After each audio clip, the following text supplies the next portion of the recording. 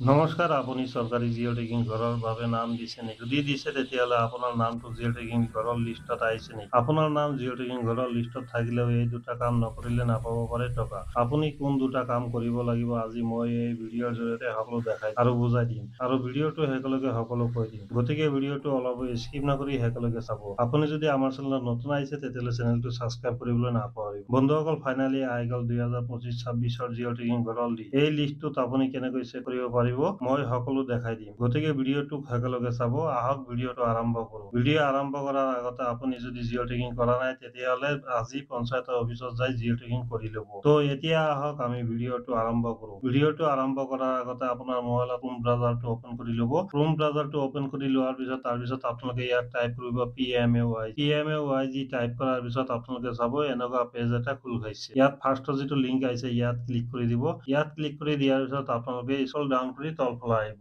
Scroll down কৰি তলফালে অহাৰ পিছত ইয়াত আৱাজ অফ যিটো আছে অপশ্যন, এই অপশ্যনত আপোনালোকে ক্লিক কৰি দিব। ক্লিক কৰি দিয়াৰ পিছত তাৰপিছত ৰিপোৰ্ট যিটো অপশ্যন আছে এই ৰিপোৰ্টত আপোনালোকে ক্লিক কৰি দিব। তাৰপিছত আপোনালোকে স্ক্ৰল ডাউন কৰি তলফালে আহিব।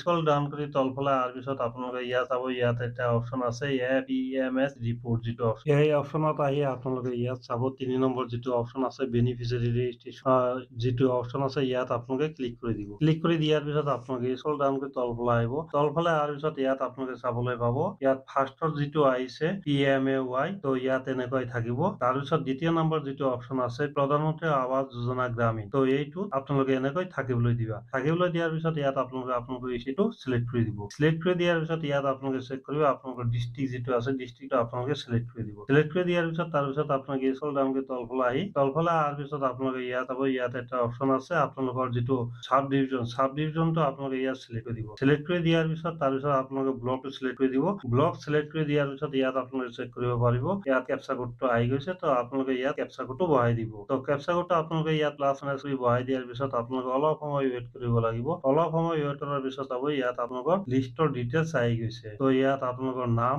আৰু বেংকৰ নাম আৰু ষ্টেটাছ ভেৰিফিকেশ্যন বুলি লিখা আহিছে। তো এইটো আপোনালোকৰ লিষ্ট হয়। তো এইটো আপোনালোকে ডাউনলোড কৰি আপোনালোকৰ মোবাইলত ৰাখিব পাৰিব। আপোনাক ভিডিঅ'ৰ প্ৰথমতে গৈছিলো আপোনালোকৰ যদি PM জিঅ' টেগিং ঘৰৰ লিষ্টত নাম থাকে তেতিয়াহ'লে আপোনালোকে কোন দুটা কাম কৰিব লাগিব। তো এতিয়া আহক আমি এই দুটা কামৰ কথা কওঁ। তো আপুনি যদি KYC এতিয়ালৈকে কৰা নাই, প্ৰথমতে আপুনি পঞ্চায়তৰ অফিচত যাই ইনফৰমেশ্যনটো দি দিয়ক যে আমাৰ ঘৰৰ KYC হোৱা নাই। তাৰপিছত আপোনালোকে অতি সোনকালে KYC কৰি লওক, তেতিয়াহ'লে আপোনালোকৰ পইচাখিনি অতি সোনকালে পাই যাব। তো আজিৰ ভিডিঅ'টো এইখিনিয়ে আছিল। আপোনালোকৰ মোৰ ভিডিঅ'টো ভাল লাগিলে মোৰ চেনেলটো ছাবস্ক্ৰাইব কৰিবলৈ নাপাহৰিব।